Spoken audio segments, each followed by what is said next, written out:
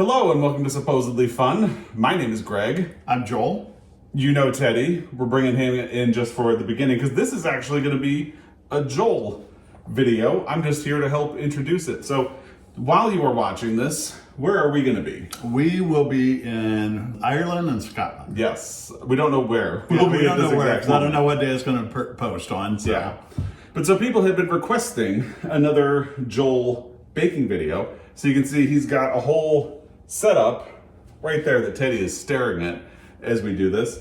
We also figured this would be fun because last time we did a baking video, it was to celebrate 10,000 subscribers and 1 million views on this channel. And not even a year later, because you're part of this now too, have 1,500,000 views and almost 15,000 subscribers. So it's a bit of a celebration for some of the same things. And it's funny how it took almost 5 years to get 1 million views and 10,000 subscribers. And now we're almost at 15,000 subscribers. Yeah. So, and what do you know? Joel has been on the channel more. So what do you credit for it? No. It's So- all Teddy. It's all Teddy. It's all Teddy. So what are you making? Well, since Greg and I like to do our little romances, and we call them our little cinnamon buns reads, I'm going to make cinnamon rolls. And actually, there were a lot of requests for what Joel should make next, but there were multiple requests for cinnamon buns. Yes. So, We are going to make some cinnamon rolls today. It's going to be a multi-step process because you got to make your dough, let it rise, Yeah. roll it out. So we're going to do our best to make sure I show you everything you need to do to make cinnamon rolls. and I am going to disappear back to the library to work on, I've already filmed a Friday Reads, but I'm going to edit it. So we'll let Joel take over and I'll be back when there's something to eat. So have fun, everybody. I'll see you tomorrow. All right, bye. Bye. Mwah. All right, so we're gonna get going. I have my milk here. I have 10 ounces of milk and I need it at 110 degrees.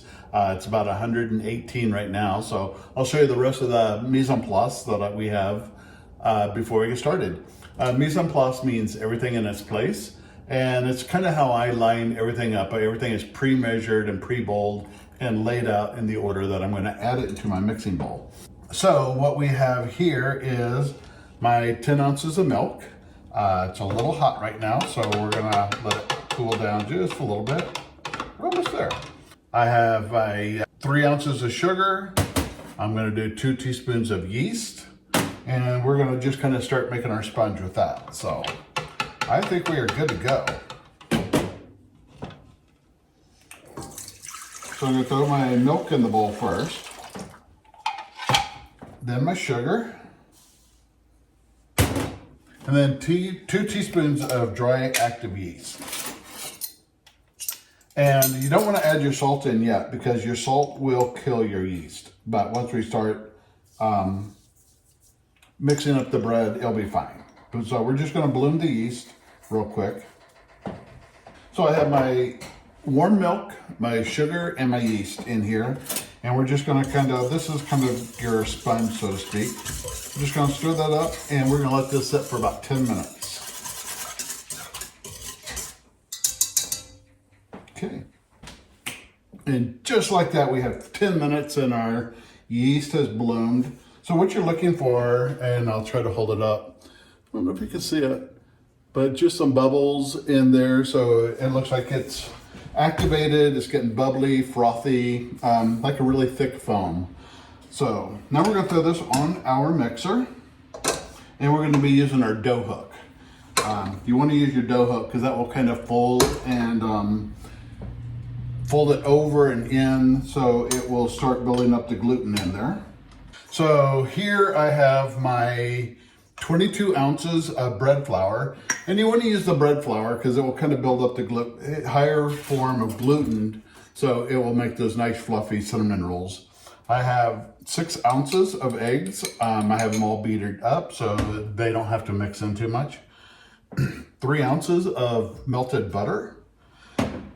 And we're just going to kind of add this all in, and then I got my salt right here that I'll be adding my salt in as well. So let's go ahead and start putting in a little bit of our flour.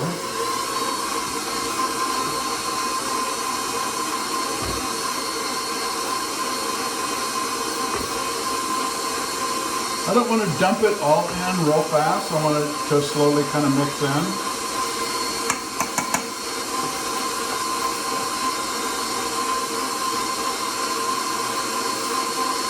About halfway in, I'm going to start adding my eggs.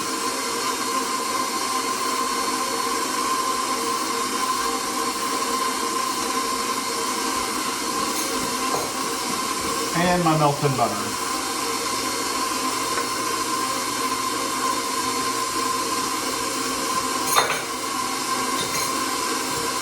Great. And I'm going to finish adding the rest of my flour.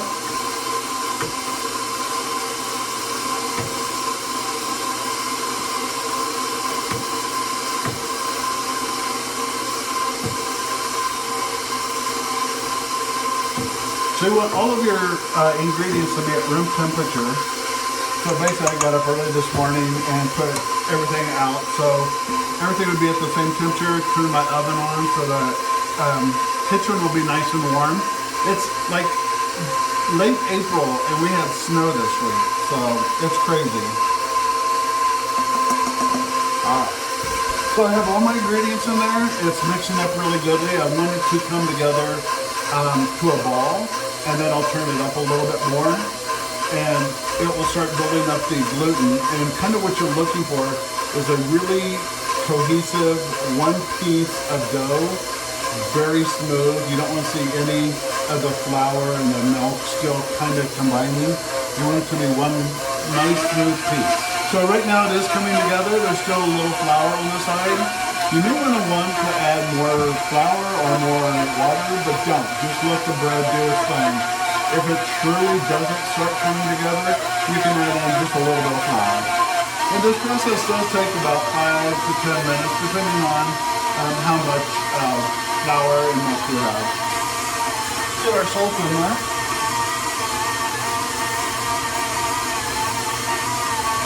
One and a half teaspoons.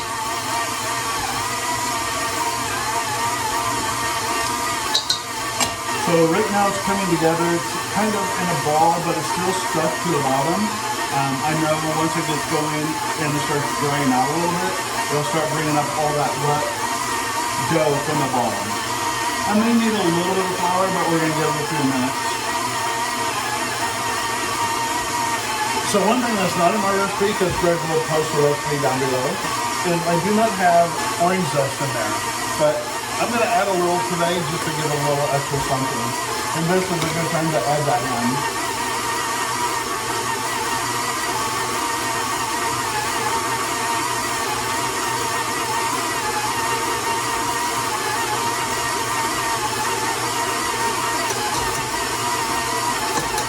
If you don't have a microflame, this is one of my favorite kitchen tools. Just kind of, a lot of people do it differently. I go into the bowl. Some people will do it this way and kind of get the zest built up in there. Then you have your zest. And you can add it in. I like to put probably about a half a teaspoon in there, just a little bit, just for that essence. So it's not coming together, and which is good. It kind of looks like a little bit. So I'm just going to add a little bit of flour at a time.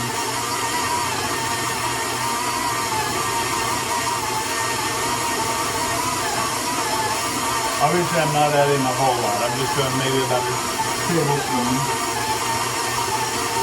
And now it's coming together nicely for me. All right, so my dough is now coming together. There's still a little bit stuck on the bottom, so I have a feeling that's going to come together for me. All right, so it's kind of coming together. It's not where I want it exactly right now, but that's good. You can see it's not real smooth. It's just still. So what I'm going to do is I'm going to finish this by hand. I never really liked kneading bread that much, but ever since we started watching The Great British Bake Off, Paul Hollywood says it's really the best way of really knowing when your bread is right where you want it. And when we get to that point, I'll show you how to do a pain test. That will show you kind of exactly when your bread is done and you have the right gluten buildup.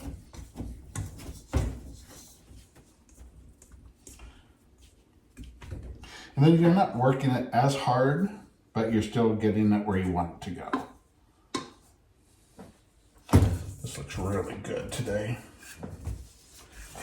So I have plenty of flour. I'm trying not to put my dirty hand in the flour pan, but oh, it's nice and it feels a little sticky and tacky, which is fine. But I have a little flour on the board that I'm just kind of folding it over into.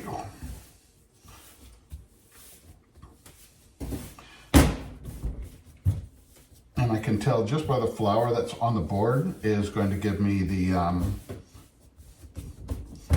just enough that I need to get this together, come to a ball. It won't be as tacky or sticky.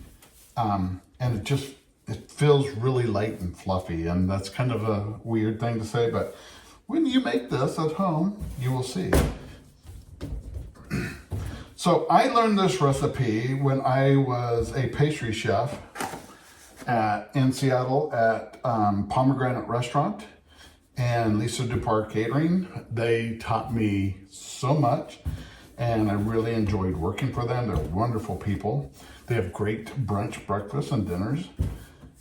And every Saturday we had to make 2 big sheet trays of cinnamon rolls. I think there's 24 on each, so 48. So I had to go in at 4 o'clock every Saturday and Sunday morning. So the cinnamon rolls would be ready by 9 o'clock.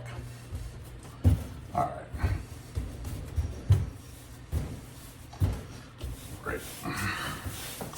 Start building up our gluten in there now.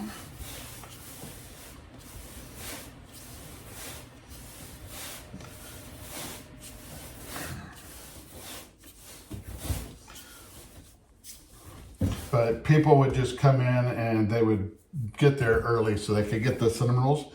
The ones I made are about that big, about that tall, and it's like a table full of 4 could share a cinnamon roll and it'd be just perfect. All right, so this is not ready yet, I can tell, but I'm going to show you what a pain test is. I want to be able to pull this really thin so I can almost see through it. And we're pretty close. It feels really good. I can tell it's really hard at the backlighting here, but it's not ripping, so I can pull it really, really thin and it doesn't break on me. So let's give it probably about 2-3 more minutes of kneading, and I think that will have built the gluten up perfectly. Okay, it's still a little tacky, so I'm just gonna put a little bit of flour down. Okay.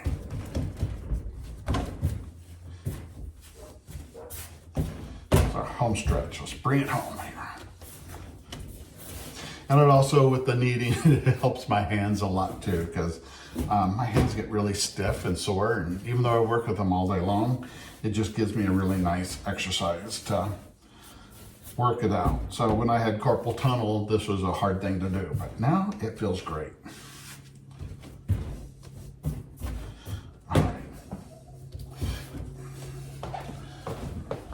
So I think you can tell it's still a little rough, so I'm going to give it just a little bit more kneading. I want it to be really, really soft and smooth. And that's when you know that your gluten is building up perfectly in there the way you want.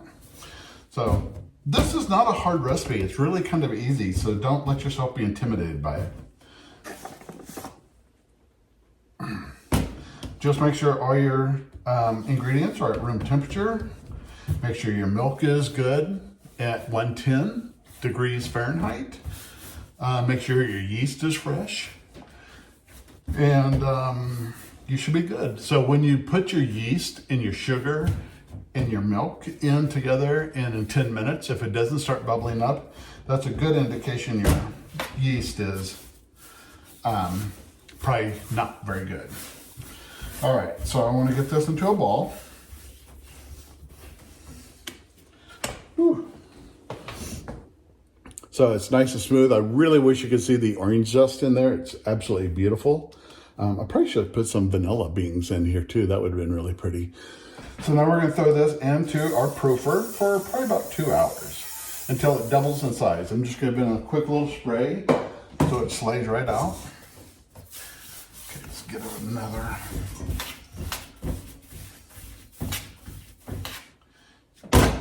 lump it in there. So I want this to double in size. So we can see where it's at now. And we will throw it in the proofing oven. Oh, look, I have my Guinness tea towel. So we're just gonna throw this over there. And I will probably be enjoying a Guinness while you're watching this. All right, we'll be back in about 2 hours. Thanks. Hey, welcome back. It's been about an hour and a half, 2 hours, and I have the the dough out of the oven, and I think we have a really good rise. So let's take a look. Wow. I love bread because it's something it's alive. It's something you create, and it is a lot of fun to play with. So now we are going to shape our cinnamon rolls. So basically what I'm looking for, and I've seen a couple different videos that taught me some different things of how to get it nice and square. You can push it into a pan and then flip it out and then roll it that way, which is actually a pretty good idea. But I'm just gonna go ahead and just roll with my rolling pin. And so other things that I have prepped is a honey butter. I took 1 part honey and 1 part butter. I melted them both. And then as it solidifies, it comes back to a really nice paste. And this is nice because then it will paste onto the dough really easy. It doesn't hurt the dough much. And then I made cinnamon sugar, which is 3 parts sugar, 1 part cinnamon. You want a whole lot less cinnamon, so it's not so bitter. So let's go ahead and get this rolling out, and we will start shaping it. So I'm looking for a rectangle, so then when I roll it up, I can cut out pieces. This is the pan I'm gonna bake in. It's just 9 by 13 pan. I would like to make 6 big ones, but I don't need 6 big ones. So we're gonna try to do 3 by 4 and do 12. Then we'll frost them after they come out of the oven. Make sure you spray the pan really good. For some of my detailed bump pans that you saw in the last video, I use Bake Clean. So every time I go to Williams-Sonoma, I always try to get one. So I don't want these to stick at all. So I'm gonna spray it very generously. All right, so let's get some flour out here. Ah, that is beautiful. So with my hands, I'm going to, I think you can see in the video, with my hands, I'm going to try to just start working it into a rectangular shape. Feels really good. It's really light. One of the bakers I saw last night on a show we were watching, it feels about where you start hitting muscle in your hand, a little bit less.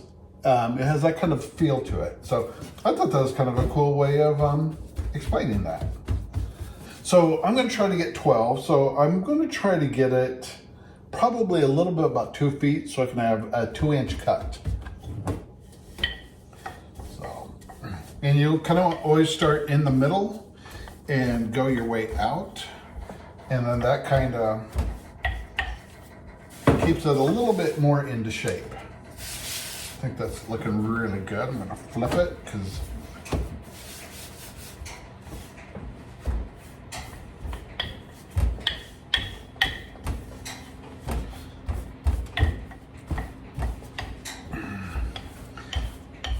and I'm really wanting to take it up to about 1/4 of an inch because then it will proof up.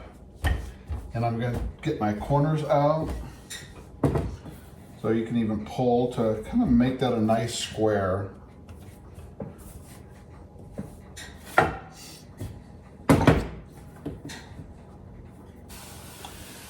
Now I can kind of feel as I go by with my hand just to see that it is really flat. So I think it's looking pretty good. I'm gonna take it out a little bit more because it will shrink while we're playing with it.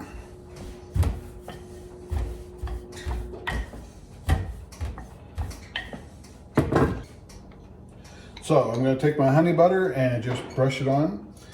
It is just a bit thick. So I'm just going to give it a little zap in the microwave. Perfect. That's about 10 seconds.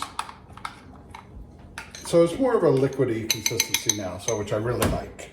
Then it'll brush on really nice and evenly. You can pour it on but just take it all the way out to the edges.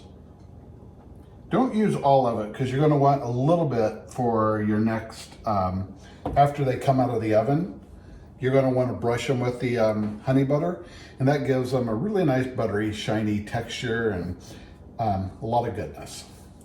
You may need to make just a little more. I have about a stick of butter and the equivalent to the honey, about a cup or quarter of a cup in the. But you want this to be pretty heavily coated. This is going to give you a lot of your moisture, your flavor, your butter, everything within the cinnamon roll. So let me go pretty heavy, and I'll just make a little more. Ah, beautiful. Okay, so I'm just going to take my cinnamon sugar now and just kind of sprinkle it very generously on top, all the way to the edges. And your sugar, once it starts baking, will start caramelizing and give you some nice brown, crispy edges, the sweetness. It'll be great.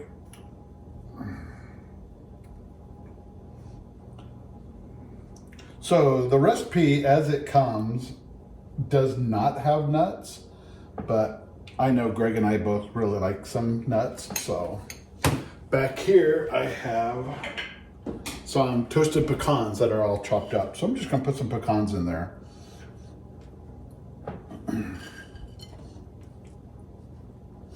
Don't really need to measure, put as much as you want in there. Let your heart decide how much you want in there.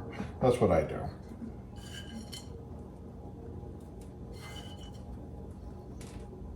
So I'm just putting a nice generous layer. I usually try to make these for holidays. If I get to my dad's house for Father's Day, I'll try to make them again because he loves them. So, all right. So now what I want to do is make sure that I roll this up as square as possible. So I'm just going to make sure that it's squared out and just pinch it as I roll it because I kind of want it tight too. So I'm just kind of twisting as I go down to get it started.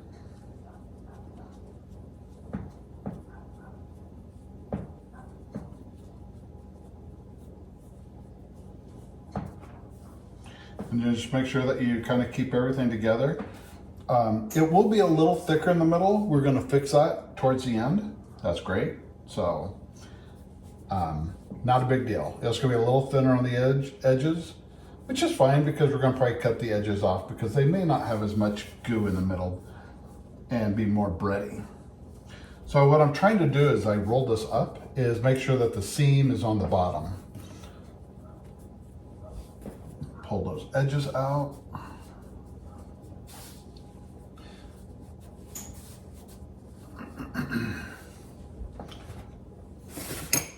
All right, we are back. I need to apologize. I got a phone call in the middle of rolling up the dough, and when I turned the phone off, I turned off the camera.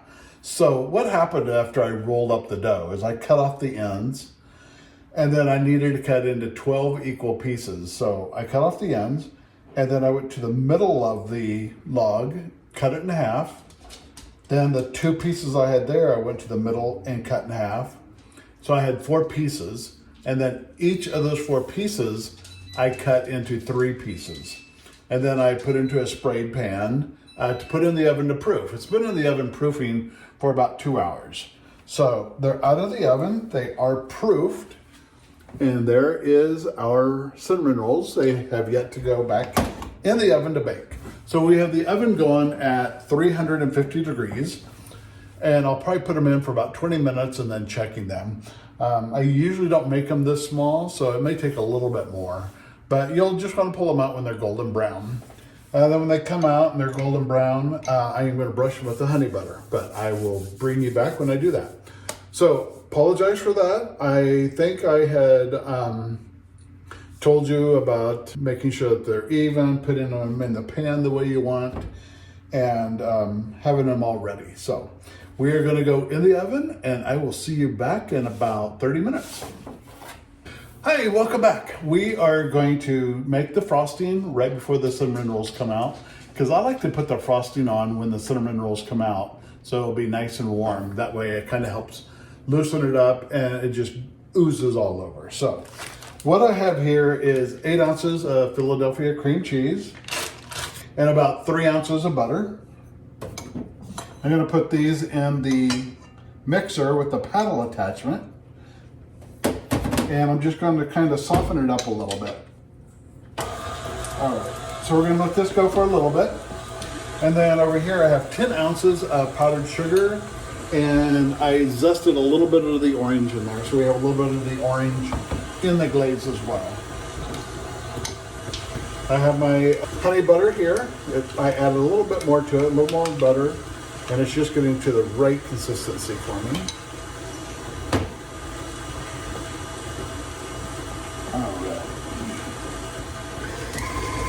So I kind of want to kind of whip this a little bit so it's fluffy. And we're going to add a little vanilla bean paste to it, just to give it some vanilla flavoring. And I love using the vanilla bean paste because then you see all the little seeds. Greg will tell you, it makes me very happy to see vanilla bean seeds. Okay.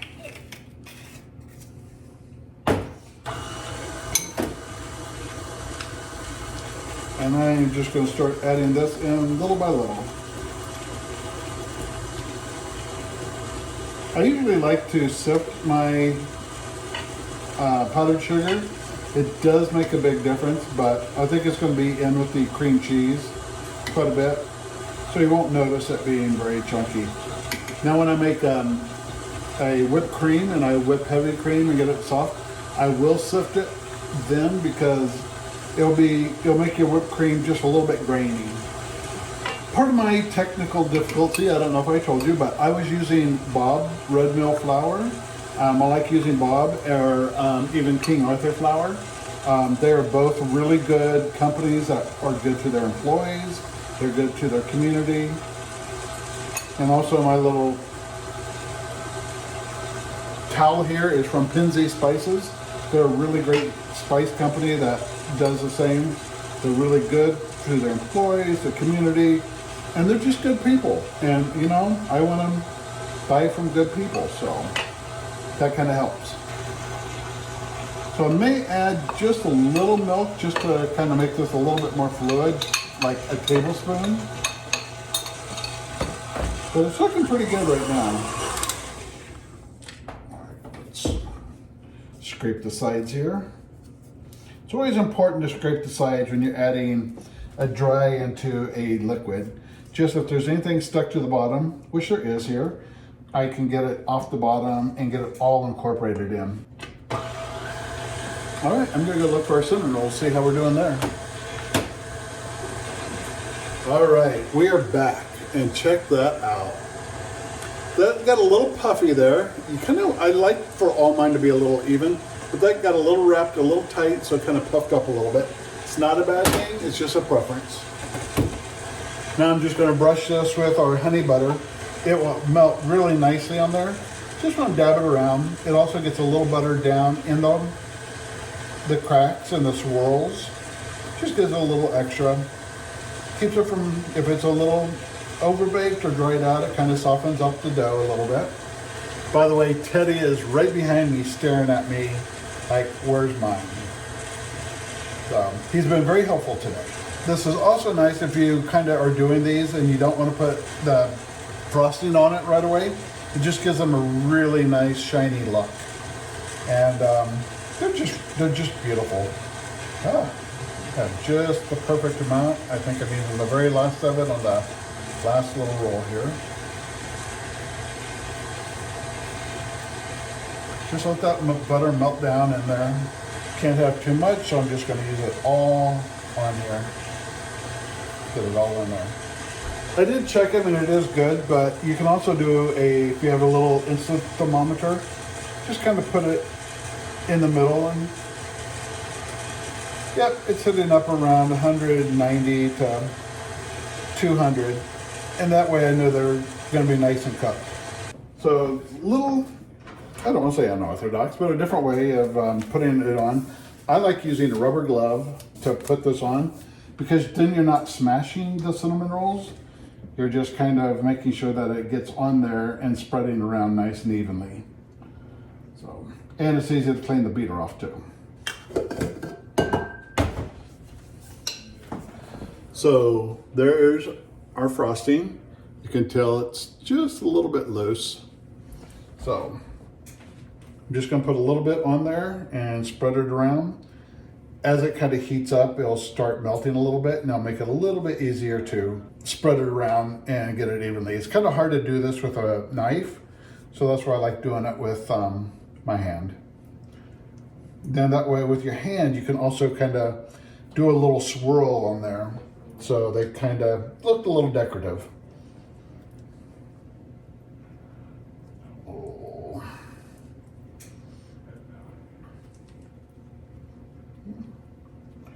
Just get it all the way to the edges and just kind of bring it down and push it in the middle. You can see the orange in there, you can see the vanilla in there.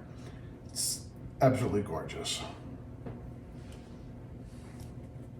So I am not going to do the whole pan. I'm going to stop on these last three because one thing we learned when we did our book tour going into Colorado is we went to a place that had cinnamon roll French toast.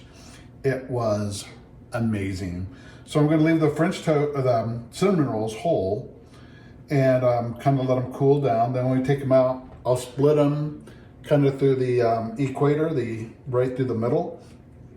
And then dip it in, make French toast. So you've already got your cinnamon, your sugar, your pecans. All right, so now I've got them pretty well covered. I'm just gonna do a little swirl like that, just so when I pull each one out, each one's gonna have kind of a little decorative swirl on it. So, and I'll kind of make sure that right through the middle where they are coming together, I make a little path so I can actually cut through there and do them. So, okay, let's finish this up. Nice. So there are our cinnamon rolls ready to go. Just gonna let them cool for a little bit, and Greg will probably have a couple of them tonight. So we'll make sure we take a picture and put it in there, and Greg will come back and we'll do a tasting and say goodbye. But right now, I really appreciate all of you sticking around with me, kind of making these. I had a lot of fun. Sorry for the technical difficulty, but it happens. Now I know why I don't do cooking videos. So it's easier to do a book video. So thank you, and we will see you tonight. Thanks. All right, well, I told you I'd be back when there was food. And there is. And there's food. Did you show them what it looks like? I mean, how delicious. And I love the little bits of orange zest in the frosting. That sounds delightful. And the vanilla beans. And the vanilla beans. I really don't think you can see it, but yeah, the vanilla beans are just like amazing. They are. Little bits of vanilla bean in frosting. I don't know if you told him this. It just makes me so happy. Makes him really happy. So Teddy, you can't see, is just below us, wagging his tail. I'm sorry, baby, you can't have any of this. Yeah. Too sweet. Too sweet. Oh.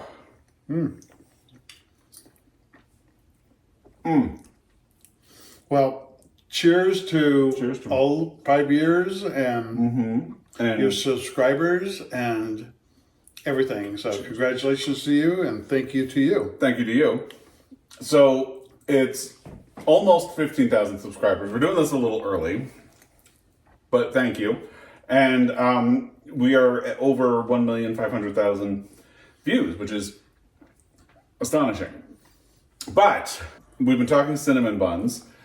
One of the things we liked about doing cinnamon buns is, first of all, you make an amazing cinnamon bun. I'm going to keep eating this while I talk. But also, we love cinnamon bun books. So we had kind of chatted a little bit. What would you say are your favorite cinnamon bun books or authors? Well, I'll let you go first. Matt Cain is probably both of our favorites. I think he's the ultimate for both of us. Ultimate for both of us. Albert Entwistle is great. The Secret Life of Albert Entwistle, fantastic. Fantastic. We just finished, and you're going to get more of this at the end of the month. We just finished Alison Cochran's new book, Here We Go Again. Alison Cochran does a really sweet romance book. She did The Charmed Offensive, which is really good. Kiss Her Once for Kiss Me. Her Once for Me. Holiday themed cinnamon bun action. It's very cinnamon bun. Yeah.